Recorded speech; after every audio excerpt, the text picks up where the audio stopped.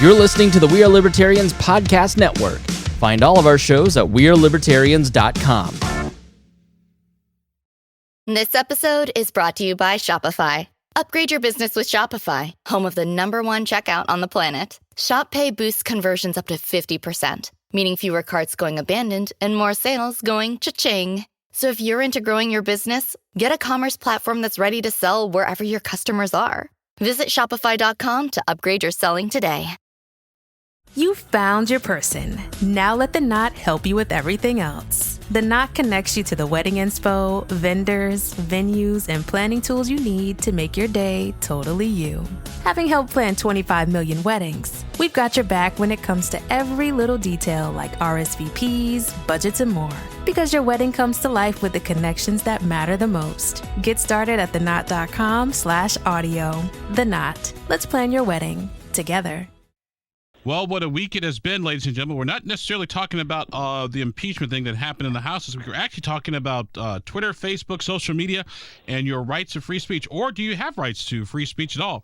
Joining us on the news line is my good friend, Chris Spangle, digital director for the Bob and Tom Show, and also host of the Chris Spangle Show podcast you can see on various platforms, at least for now. Chris, my friend, thanks for being with us. Always good to talk to you, buddy. It is so great to see you. I think about you every day as I slowly turn into you. Now, see, that's the sweetest thing you could have said to me all year long. So I just remember being this little tea partier in 2005, sitting across from you, telling you all the ways you were wrong. And then now I realize I was ignorant. Hey, not a problem, my friend. Well, let's go ahead and get started. First of all, as somebody who's in sort of the digital realm, like I said, the digital director of the Bob and Tom Show, you also have your own Chris Spangle Show podcast. What do you think about what's happening with all the social media stuff and the free speech debate? Yeah, rights are very complicated, and it's always a delicate balance within a free society. I mean, where I come down is that I believe in freedom of speech. I believe in freedom of association. I mean, the ability to say and do what you want in this country are not to be infringed by the government in any way, shape, or form. But it does not mean that there aren't consequences for your behavior. And what we've seen over specifically the last year, but generally over the last decade, is that people tend to want to do whatever they want, and they don't want consequences and become very angry at consequences. And I think, so much of the Trump movement is a denial of consequences within a free society. I mean, the reality is you don't have a free society if the government is forcing people to put you on their platform. You don't have a right to walk into my house and plot an insurrection in my house. Now, that being said, censorship always backfires. I would ask our audience listening now, since Alex Jones' ban 2 years ago, is there more or less conspiracy talk within this society? Is there more or less censorship? Is there more or less nuttiness? And the problem is that when you drive people into these digital silos, they go unchecked and they're not being fact-checked. I was for leaving Plandemic on Facebook because people can comment on it and refute it in the comment section. That's an important function of a free society. And when we're pushing people off of these platforms for our own comfort, we're not creating our own comfort. We're creating our own misery. And now let me get your thoughts on what happened, particularly with President Donald Trump. Like I said, we had the speech, had sort of the insurrection. Then immediately Twitter takes him off of Facebook. Then people start saying, hey, what about free speech? What about the president's First Amendment rights? Yeah, I mean, these platforms are very clear that part of their terms of service is that they don't want violence. They don't. I mean, you and I don't get banned. We talk politics all the time. And that's because we're in their home. We know what they want and don't want. I saved some of that stuff for the blog, at chrisspangle.com to get that plug in there, because I know what they want and don't want. And I think that they're way too hard on censorship. But when it comes to Trump, he got so many more chances than any of us would have gotten because he's newsworthy. But if there's a reason to kick somebody off of your platform, it's usually trying to overthrow the government with a violent insurrection. I mean, if you can't kick somebody off of your platform for that, then I don't know what.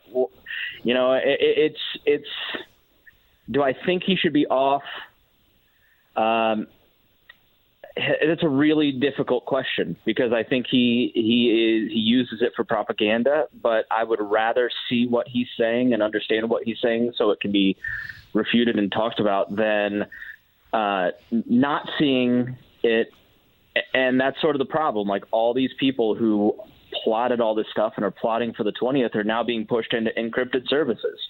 So we have no idea what they're talking about, and the really violent people we've not seen for 10 years because those people were kicked off over the last decade. So the people that are the real problem here are not your uncle who's quoting QAnon that you see on Facebook sharing the memes.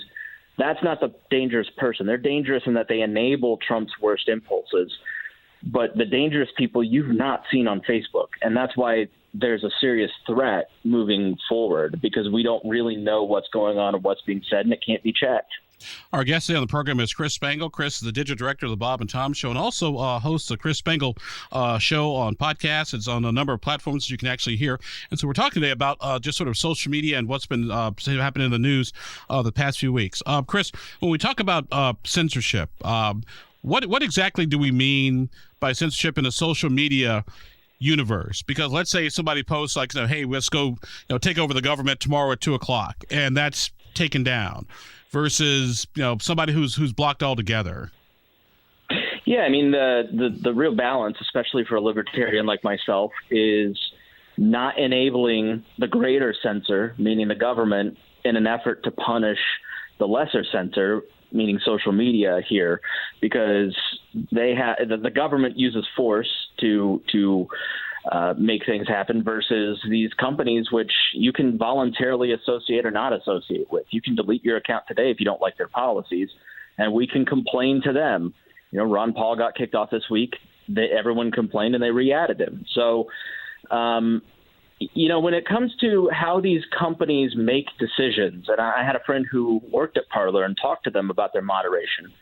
The challenge is very difficult because you want people to have the ability to have free speech, but you don't want people violating the law. I mean, if you're a free speech absolutist, banning pornography is a violation of the strictest free speech principles. So, do you as a service want pornography on your platform? And Twitter has decided that's okay because people can just click the unfollow button, and Facebook has said absolutely not. So these services have different challenges and different levels. I thought it was a huge mistake to get into regulating political speech 2 years ago with the Alex Jones ban, which was obviously a coordinated attack on his abilities. But at the same time, I listen to Alex Jones every once in a while. He's still there. You still can hear him. You'll still hear Donald Trump. They just don't want to be associated with those sorts of things. And so other people move on and creative destruction takes place and new platforms are built.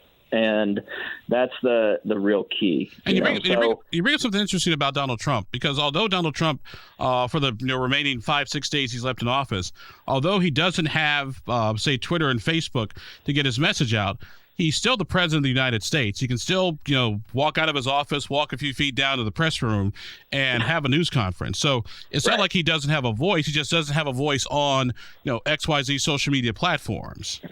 I get removed from Facebook tomorrow. You can go and listen to my podcast. You get kicked off of Twitter. You can go to indiepolitics.org. Like, there's the idea that this is a total eradication of, that you're going to be memory hold and that this is Orwellian plays into the victimhood of the right and really is what gives Trump his power. And I reject a lot of that. I think that Trump has such a sycophantic media sphere around him that he has the ability to get his message out. Now, should Facebook be kicking off the conservative T-shirt seller? Absolutely not. And that's where these companies go wrong with some of the timing and with who they select. They accidentally fuel the victimhood narrative that gives him his power, rile people up, because you have to understand the right's motivation. They feel that the left, that this was an existential threat. The hardcore followers feel that if Joe Biden takes the oath of office, they will be completely eradicated from this country. I mean, I see stuff where people think they're going to be put up against a wall and shot. I mean, and so because these companies don't have a good grasp of how it will be taken in the movements that they're trying to censor, it really becomes a Reichstag fire moment where they go, see, he's right. If he's not in power, they're going to eliminate us. We have to fight. And so, I mean, I'm just glad I'm not Mark Zuckerberg. I mean, an island in Hawaii is not worth the problems that guy has. Our guest on the program is our good friend Chris Spangle. Chris is a digital director of the Bob and Tom Show, and also he hosts a podcast, the Chris Spangle Show, that you can find on Facebook and Twitter and the whole 9 yards in the universe. And so we're talking today about the issues with social media, with the First Amendment, and also to a certain degree sort of antitrust movements as well in the social media universe. Chris, and that's what I wanted to chat with you about in this segment of the program, is that this, and I know you're not a lawyer, and thank God for that, because we got no problems as it is in our profession. But what about this accusation that Facebook and Twitter and all the other social media people, they all sort of collaborated together to get rid of Donald Trump? I mean, there's no evidence for it. And this is sort of the problem with a lot of this on both sides. And I think about all the time where you used to say, just walk across the street, put your sign down, walk across the street and pick up the other guy's sign.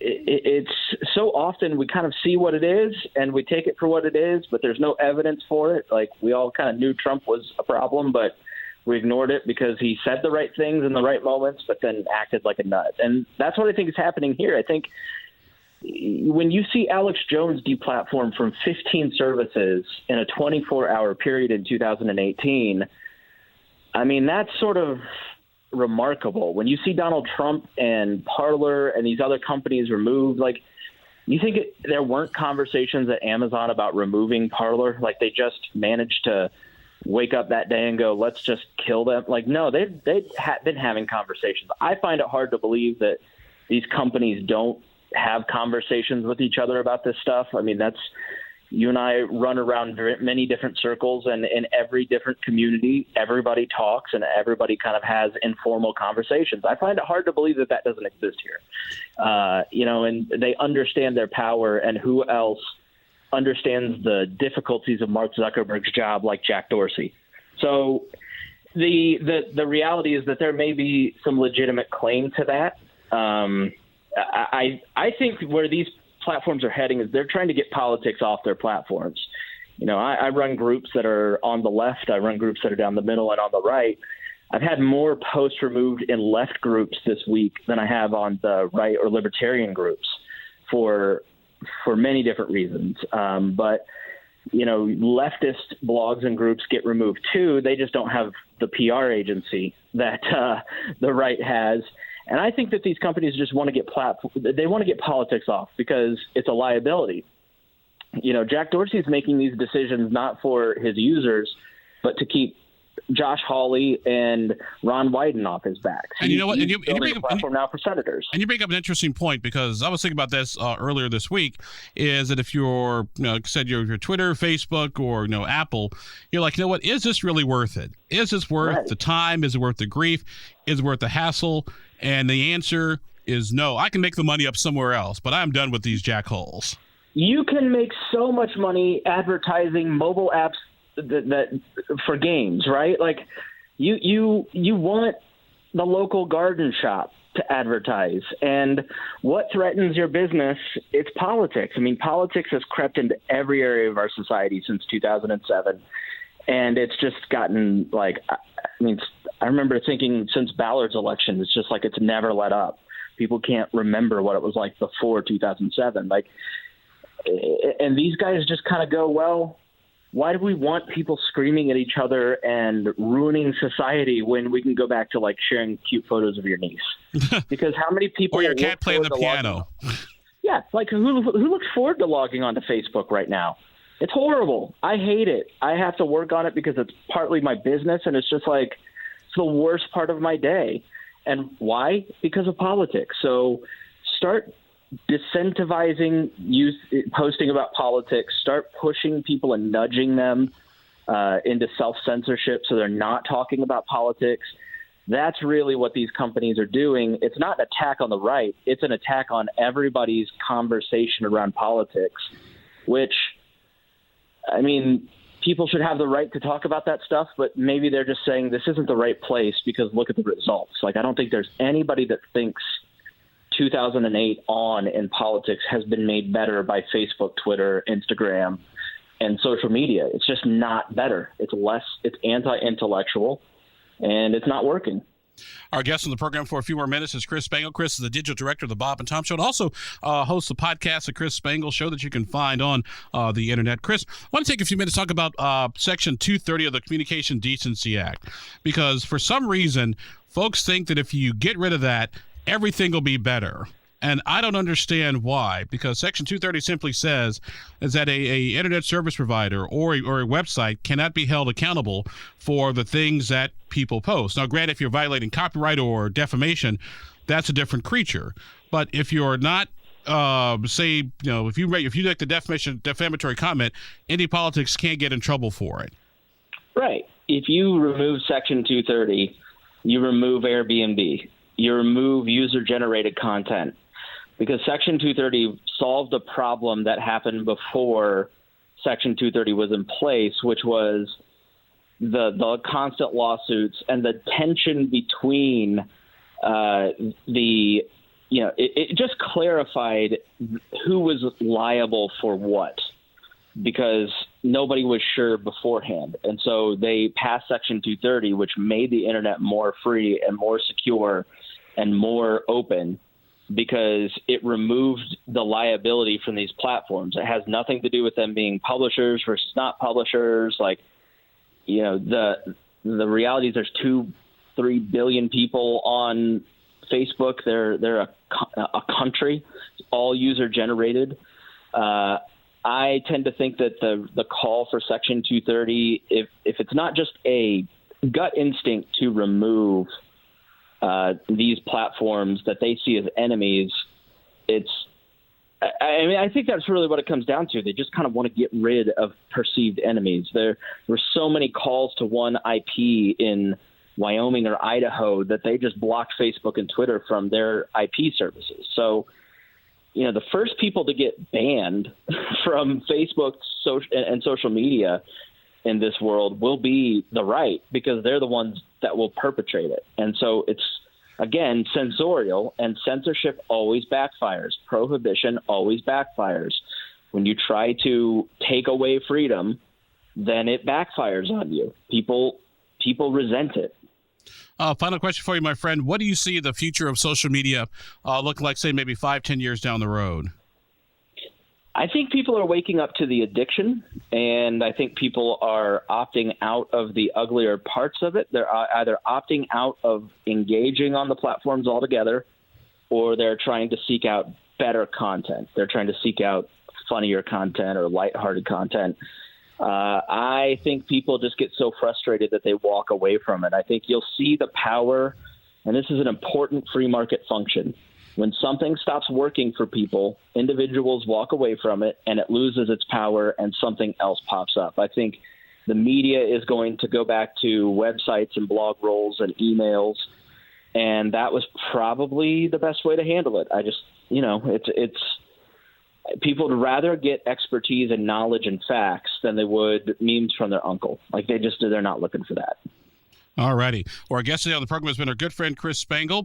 He is the digital producer for the Bob and Tom Show, also hosts of Chris Spangle podcast, and used to be my producer a long time ago in a galaxy far, far away. My little boy's all grown up. So, Chris, my friend, thank you very much for being with us. Always good to talk to you, buddy. Good to talk to you, too. Thank you so much.